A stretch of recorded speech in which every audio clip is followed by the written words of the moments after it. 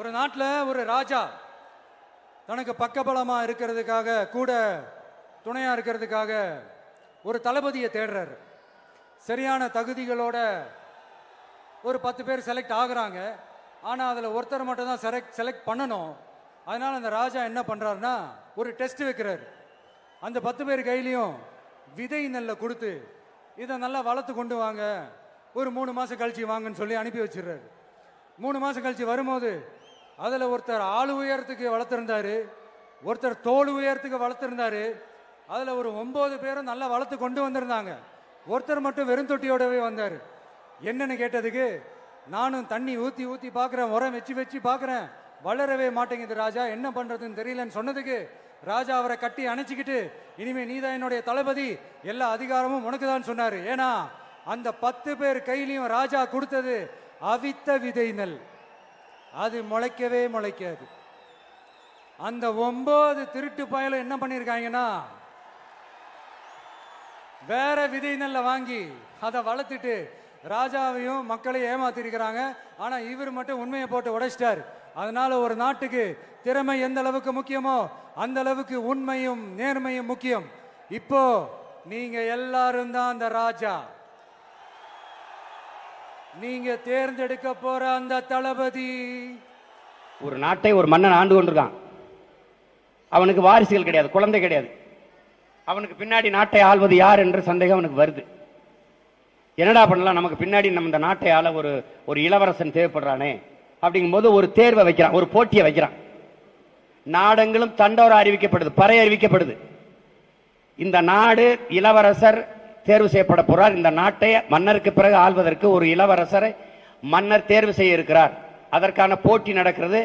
எல்லோரும் அரண்மனை வாசலுக்கு வரவும் வந்துட்டான்.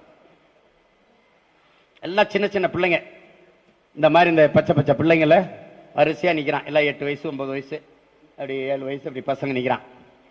எல்லாருக்கும் என்ன பண்றாரு, ஒரு ஜாடி, கொஞ்சம் மண்ணு, கொஞ்சம் விதை கொடுக்கிறார்.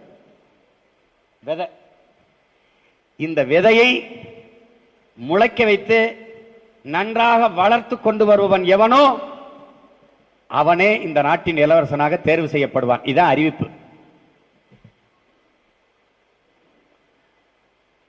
எல்லாரும் வாங்கிட்டு போயிட்டான்.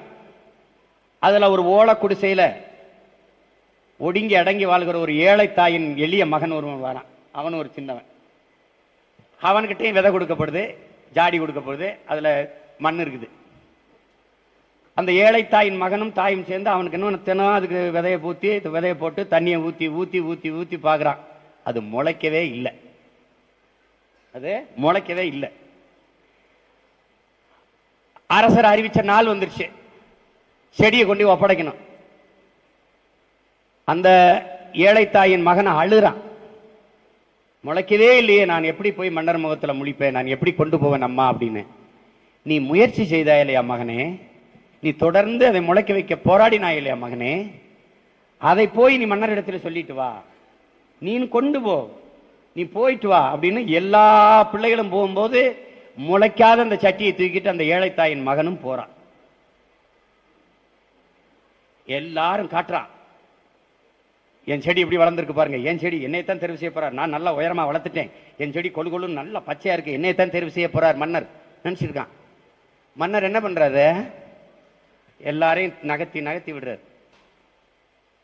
இல்ல இல்ல இல்ல இது இல்ல இது இல்லைன்னு கடைசியா முளைக்காத ஒரு சட்டியை கொண்டுட்டு வர்றான். மன்னா, நான் பெருமுயற்சி எடுத்தேன், காலை மாலை இருவேளையும் இதுக்கு தண்ணீர் வைத்தேன், இதுக்கு உரம் வைத்தேன், தண்ணீர் விட்டேன், ஆனாலும் இந்த சட்டியில இந்த விதை முளைக்கவே இல்லையே மன்னா, நான் என்ன செய்யறதுன்னு சொல்றான்.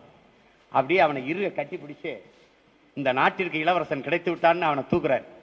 எல்லாரும் வேகிற, என்னடா முளைக்கவே இல்லை, வெறுஞ்சட்டி வச்சிருக்கிறவனை போய் கட்டி பிடிக்கிறா அப்படின்னு. அவர் மன்னர் சொல்றாரு, நீங்கள் எல்லோரும் ஏமாற்றுக்காரர்கள், இவன் ஒருவன் மட்டும்தான் உண்மையானவன். ஏனென்றால் நான் உங்களுக்கு கொடுத்த விதைகள் எல்லாம் அவித்த விதைகள், அது எப்படி முளைக்கும், நீங்க எல்லா பயிலும் வேற விதைய போட்டு முளைக்க வச்சு கொண்டு வந்துட்டீங்க அயோக்கிய பயல்களா பதவிக்காக. அவன் உண்மையை வந்து சொன்னான், இவன் தாண்டா இந்த நாட்டின் இளவரசன். இந்த கடைசி ஏழைத்தாயின் மகன்களாக இருக்கிற நாம் கடைசி வரைக்கும் முளைக்குதோ முளைக்கலையோ உண்மையா இருப்போம். ஒரு நாள் ஒரு நாள் மக்கள் இந்த அதிகாரத்தை நமக்கு தந்து முடிசூட்டுவார்கள். அதுல எந்த சந்தேகமும் இல்லை.